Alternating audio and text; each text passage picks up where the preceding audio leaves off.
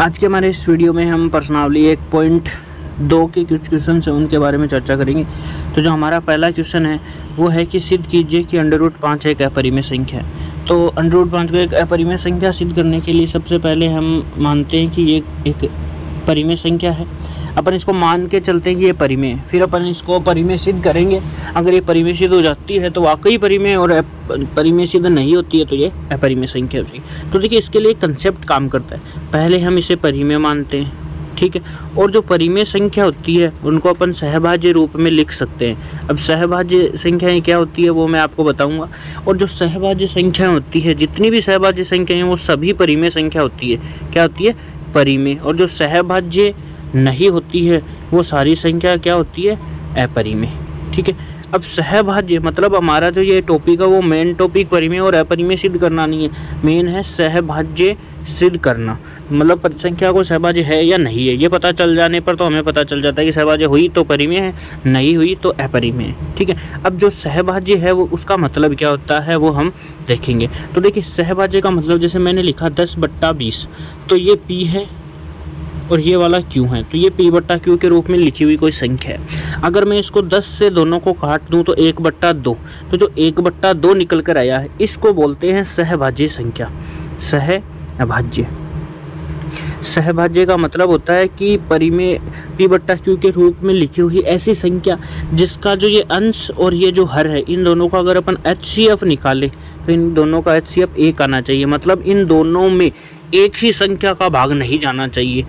एक मतलब गिनती वाला एक नहीं, कोई भी ऐसी संख्या जैसे ऊपर 5 का जा रहा तो नीचे भी 5 का नहीं जाना चाहिए। ठीक है।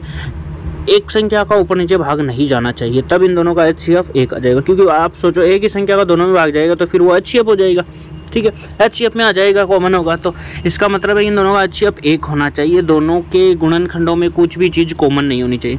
तो अगर हम कैसे जैसे इसके गुणनखंड अंश और हर के गुणनखंड ज्ञात करें और बता दें कि इसके अंश में भी कोई संख्या है वही इसके हर में है, तो हम कह सकते हैं ये सहभाज्य नहीं है, और जो सहभाज्य नहीं है वो परिमेय भी नहीं है। तो इस तरीके से ये क्वेश्चन से सोल्व किए जाएंगे। तो चलो इसको अपन सोल्व करते हैं। सबसे पहले अपन मान लेते हैं कि ये एक परिमेय संख्या है। तो चलो लिख देते हैं कि माना जो √5 है वो ये क्या है? परिमेय संख्या। परिमेय संख्या है, परिमेय संख्या है, अतः इसे P/Q के रूप में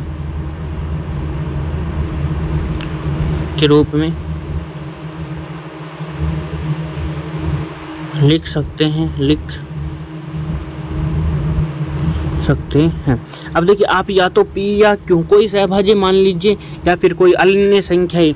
जैसे अपन ने 10/20 माना था और उसको 1/2 में बदल दिया था, तो अब या अगर आप इसको P और Q मान रहे हैं तो आप फिर इसको A/B मान लीजिए, या फिर आप P और Q ही इसी को मान लीजिए डायरेक्ट।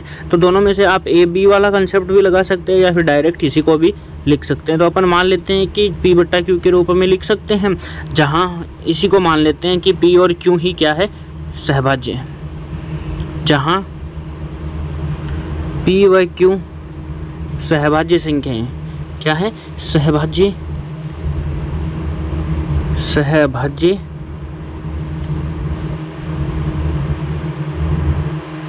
संख्याएं हैं। अब सहभाज्य हमने मान लिया है, ठीक है।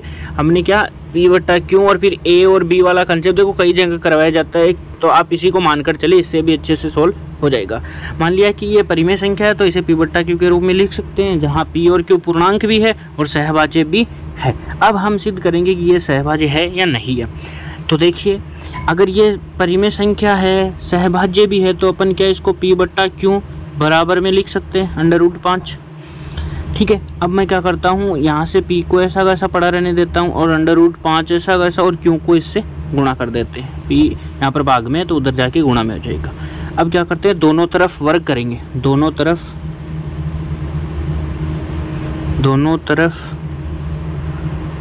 वर्ग करने पर तो देखिए दोनों तरफ आप वर्ग कर दीजिए। तो इस तरफ तो P² P बराबर इस तरफ √5 और साथ में क्यू है तो इन दोनों का स्क्वायर। तो यहाँ से तो देखिए पी स्क्वायर हो जाएगा और इस तरफ √5 का स्क्वायर 5 और ये क्यू स्क्वायर। तो यहाँ से हम कह सकते हैं कि जो पी स्क्वायर है उसके गुणनखंड एक तो 5 है और एक क्यू स्क्वायर है। और जैसा कि आप जानते हो कि किसी भी संख्या के जो गुणनखंड होते हैं ना वो उस संख्या को पूर्णतः विभाजित करते हैं, ठीक है। तो यहाँ से हम कह सकते हैं कि पी स्क्वायर 5 से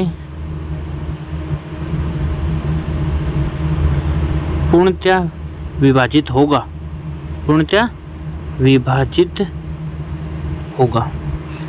और एक ऐसी भी परिमेय है, तो आपको परिमेय याद होनी चाहिए कि यदि किसी भी संख्या का स्क्वायर किसी अन्य संख्या से विभाजित हो, देखो इसका मतलब है, मान लेते हैं कि यहाँ पर अपन कोई अन्य संख्याएं लेते हैं, एक ए स्क्वायर है और एक पी संख्या है, कोई भी अलग अलग संख्याएं हैं। मैं कहता हूँ कि जो ए स्क्वायर है उसमें पी का पूरा पूरा भाग जा रहा है, पूरा पूरा भाग जा रहा है, इसका मतलब ये कट पिट के एक संख्या आ जाएगी, ठीक है भाई। पूरा पूरा भाग जाने का मतलब जैसे 10 में 5 का दोगे तो उत्तर 2 आ जाएगा, मतलब ये अंश अंश बच जाएगा, और अंश बचता है इसका मतलब कंप्लीट पूरा पूरा भाग जा रहा है। तो आप खुद सोचिए कि अगर पी का इसमें भाग जा रहा है, इसका मतलब है इसके गुणनखंड में पी कहीं ना कहीं आ रहा है, ठीक है। तो एक के गुणनखंड ए गुणा ए बट्टा पी, अब हम कह रहे हैं कि इसके गुणनखंड में पी है, इसका मतलब ये कोई पी ही होगा, तो इसका मतलब इस नीचे वाली का इसके सिंगल पावर में भी इसका भाग जाएगा।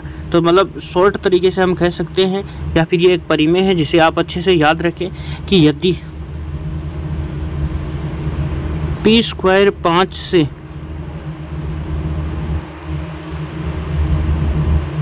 विभाजित है तो P भी 5 से विभाजित होगा, जो P है वो भी 5 से क्या होगा, विभाजित होगा। अब देखिए कोई भी संख्या, जैसे ये बोल रहा है कि P है वो 5 से विभाजित है, तो देखो 5 से विभाजित होने के लिए P क्या क्या हो सकता है, 5 हो सकता है जो 5 से विभाजित, 10 हो सकता है, 15 हो सकता है, 20 हो सकता है, ऐसी ही कोई संख्याएं P का मान होंगी तभी ये इससे विभाजित होगा। तो हम क्या P को 5C के फॉर्मेट में लिख सकते हैं। अगर हम 1 रखेंगे तो 5 आ जाएगा, 2 रखेंगे तो 10 आएगा, 3 रखेंगे तो 15 आएगा। C का मान 1 पे 5, 2 पे 10 और 3 पे 15 और 4 रखें तो 20 आ जाएगा, ठीक है। तो जो P है वो 5C के रूप का होगा, ठीक है। यहाँ से आपको अच्छे से समझ में आ गया होगा कि पी स्क्वायर 5 से पूर्णतः विभाजित है। यदि पी स्क्वायर 5 से विभाजित है तो पी भी 5 से विभाजित होगा तथा पी बराबर 5C होगा। पी तथा जो पी है वो 5C के रूप का होगा। अब 5C के रूप का होगा, इसका मतलब है कि यहाँ पर C की जगह, जहाँ C क्या है यहाँ पर आप लिख लेना, जहाँ C बराबर 1, 2, 3 इस तरीके से पूर्णांक है, ठीक है। पूर्णांक C की जगह 1 रखोगे तो 5 आ जाएगा, तो 5 से विभाजित, 2 रखोगे 10 आएगा, वो भी उससे विभाजित। तो हम P की जगह पर ये पुट कर सकते हैं 5C। तो देखिए इसका मान आप यहाँ पर वैल्यू पुट कर दीजिए, इसमें इसको नाम दे दीजिए समीकरण 1। तो देखिए P का मान अगर आप यहाँ रखोगे 5C, तो देखिए P स्क्वायर है तो P का मान 5C और ये P का स्क्वायर, और बराबर में है 5 और Q स्क्वायर, ठीक है। यहाँ से देख लीजिए 5 Q स्क्वायर, तो ये अपन ने रख दिया है। देखिए अब इसको खोलेंगे तो 5 का स्क्वायर 25 और इधर C स्क्वायर बराबर 5 और Q स्क्वायर। तो यहाँ से अपन 5 से इस 25 को काटेंगे तो इधर तो बचेगा 5C स्क्वायर और इधर Q स्क्वायर। तो देखिए जैसे अभी P स्क्वायर के गुणनखंड आए थे वैसे कि वैसे ही मैं Q स्क्वायर को इस तरफ लिख रहा हूँ, ये लो Q स्क्वायर, और इस तरफ कौन कौन है 5 गुणा C स्क्वायर। तो यहाँ से हम कह सकते हैं कि Q स्क्वायर का गुणनखंड है 5, और जब गुणनखंड है तो Q स्क्वायर में 5 का भी भाग जाएगा, और Q स्क्वायर में 5 का जा रहा है तो Q में भी 5 का जाएगा। तो चलो लिख देते हैं, चूंकि 5 Q स्क्वायर का गुणनखंड है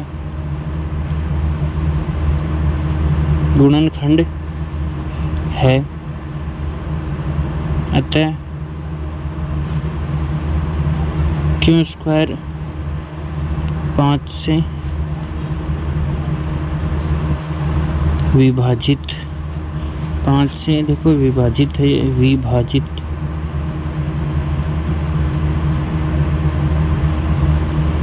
विभाजित होगा। और यदि क्यू स्क्वायर 5 से विभाजित है, अतः क्यू भी 5 से विभाजित है, विभाजित होगा। ठीक है, ये हमने समीकरण 2 के आधार पर कह दिया। अब देखिए हम कह सकते हैं कि समीकरण 1 व 2 से P व Q दोनों 5 से क्या है, विभाजित है। दोनों क्या है, 5 से विभाजित है, विभाजित है। और दोनों 5 से विभाजित है, अर्थात P व Q सहभाज्य संख्या नहीं है, नहीं है। और जो सहभाज्य नहीं, अगर ये P और Q सहभाज्य नहीं है, अतः P बट्टा Q एक परिमेय संख्या भी, एक परिमेय संख्या भी नहीं है। ठीक है, परिमेय संख्या भी नहीं है। अतः जो हमने माना था कि √5 एक परिमेय संख्या, वो अवधारणा गलत हुई। अतः हमारी मानी गई अवधारणा कि √5 एक परिमेय संख्या है, एक परिमेय संख्या है, गलत है, गलत है। ठीक है, और ये गलत है, अर्थात इसका मतलब क्या हुआ, हमने परिमेय माना था और वो गलत है, अर्थात √ जो 5 है वो एक क्या है, अपरिमेय संख्या है, एक अपरिमेय संख्या है। ठीक है, तो इस तरीके से आप इसको परिमेय और अपरिमेय संख्या अच्छे से सिद्ध कर सकते हैं। जैसा कि आपको एक पॉइंट नोटिस करवा दिया है। मेन कंसेप्ट यहाँ पर सहभाज्य संख्या का रहेगा कि सहभाज्य संख्याएं क्या होती है, मतलब ऐसी दो संख्याएं जिन्हें P बट्टा Q के रूप में लिखे तो उनका जो HCF है दोनों का वो एक का एक, या फिर P बट्टा Q के रूप में लिखी हुई संख्या का काट पीट के छोटा से छोटा जो रूप है उसी को सहभाज्य संख्या कहते हैं। सहभाज्य का मतलब है कि अगर अंश बट्टा हर के रूप में लिख दिया तो दोनों में समान संख्या का भाग नहीं जाना चाहिए। आप शॉर्ट में से याद रख सकते हो कि किसी संख्या को अगर P बट्टा Q के रूप में लिखा है तो वह सहभाज्य होगी यदि दोनों में P और Q दोनों में एक ही संख्या का भाग न जाए। तो इस तरीके से आप जो नेक्स्ट क्वेश्चन है ये वाला, इसको भी आसानी से सोल्व कर सकते हैं। तो देखिए इसमें ज़्यादा कुछ खास नहीं है। इसमें मान ले तो उससे थोड़ा आसान रहेगा कि माना 3 + 2 √5 भी 5 एक क्या है, परिमेय है, परिमेय संख्या, परिमेय संख्या है। अब देखो परिमेय संख्या है तो इसे P बट्टा Q के रूप में लिखेंगे तो P बट्टा Q बराबर हो जाएगा 3 + 2 √5। ठीक है, आप यहाँ लिख लेना, तो इसे P बट्टा Q के रूप में लिख सकते हैं। अब देखिए अपन क्या करते हैं, जो √ वाली उसको एक तरफ बाकी संख्याओं को अलग कर लेते हैं। इधर में अगर P बट्टा Q, ये 3 इधर प्लस का इस तरफ आएगा तो 3 माइनस का और बराबर में 2 √5। यहाँ पर अगर मैं इस तरफ लघुत्तम ले लेता हूँ तो लघुत्तम आएगा Q। ठीक है, और यहाँ से हो जाएगा P माइनस का 3Q बराबर में 2 √5। अब ये जो 2 है यहाँ से गुणा में है तो इधर आएगा तो भाग में, तो हो जाएगा P माइनस का 3Q बट्टा 2Q बराबर 5। अब देखिए हमने p बट्टा q को परिमेय संख्या माना था, इसलिए चूंकि p व q पूर्णांक है, परिमेय संख्या माना था जिसे जहाँ पर p और q क्या है, पूर्णांक है। अब p और q पूर्णांक है तो आप सोचिए 3 को अगर 3 एक खुद पूर्ण संख्या, पूर्ण पूर्णांक और परिमेय प्राकृत सब में आता है भाई 3 तो, और साथ में माइनस का चिन्ह है वो भी देख लीजिए। देखिए p खुद पूर्णांक है, 3 भी पूर्णांक है और q भी पूर्णांक है, तो यहाँ से दो पूर्णांकों का गुणा 3 और q का गुणा है, तो ये एक पूर्णांक संख्या। p खुद पूर्णांक मतलब किसी पूर्णांक में से p है पूर्णांक, फिर माइनस का चिन्ह, 3 को q से गुणा करोगे तो कोई पूर्णांक ही आएगा, ठीक है, मतलब पूर्णांक माइनस पूर्णांक हो रहा है यहाँ पर, ठीक है। और नीचे 2 और क्यों पूर्णांक है, 2 खुद पूर्णांक है, तो फिर भाग भी किसका लग रहा है, पूर्णांक का ही लग रहा है, और बराबर में है √5। तो देखिए एक पूर्णांक में से कोई पूर्णांक संख्या जब घटती है तो कोई पूर्णांक संख्या ही आती है, पूर्णांक बट्टा नीचे भी पूर्णांक ही है और बराबर में √5। और पूर्णांक में पूर्णांक का भाग दिया जाता है तो संख्या बनती है परिमेय, और इस तरह पर √5। जैसा कि हम जानते हैं कि देखिए ये ना तो एक पूर्णांक है, ठीक है, और ये परिमेय भी नहीं है, हम जानते हैं, तो ये समीकरण हमारी मानी गई थी वो क्या हुई, गलत सिद्ध हुई। तो हमने जो माना था वो कथन क्या होगा, गलत, और हमने क्या कथन माना था कि ये क्या है, एक परिमेय संख्या, तो हमारा माना गलना गलत है। तो बताओ ये कौन सी संख्या हो गई, अपरिमेय संख्या। तो इस तरीके से आप इन क्वेश्चंस को भी बड़ी आसानी से सोल्व कर सकते। समीकरण 1 संतुष्ट नहीं होती है। क्यों नहीं होती है, क्योंकि हम जानते हैं कि √5 है वो एक परिमेय संख्या नहीं है, किन्हीं पूर्णांकों का अनुपात नहीं है, क्योंकि √5 कोई पूर्णांक नहीं होता। अर्थात हमारी कल्पना कि 3 + 2 √5 एक परिमेय संख्या है, एक परिमेय संख्या है, गलत है और गलत है, अतः 3 + 2 √5 एक अपरिमेय संख्या क्या है, अपरिमेय संख्या है। तो इस तरीके से आप इन क्वेश्चंस को बड़ी आसानी से सॉल्व कर सकते हैं, ठीक है। तो इस तरीके से 2 क्वेश्चंस देख लिए हैं। अब ये जो बाकी के क्वेश्चन नंबर 3 के जो तीनों है, 1/√2 वाला, 7√5 वाला, और जो ये तीसरा है 6 + √2 वाला, ये आपका होमवर्क रहेगा, आप इनको करें। अगर फिर भी कोई दिक्कत रहता है तो नेक्स्ट वीडियो में इन दोनों का सॉल्यूशन और 1.1 का सॉल्यूशन अपन देखेंगे। तो आज के लिए फ़िलहाल इतना ही, मिलते हैं नेक्स्ट वीडियो में। तो ये होमवर्क करना आप, जो तीसरा क्वेश्चन है, तीसरे क्वेश्चन के जो पॉइंट 1, 2 और जो 3 है वो तीनों आपको करने हैं, ना आए तो मैं नेक्स्ट वीडियो में उनका सॉल्यूशन दे दूँगा। तब तक के लिए आप इनको अच्छे से सोल्व करें।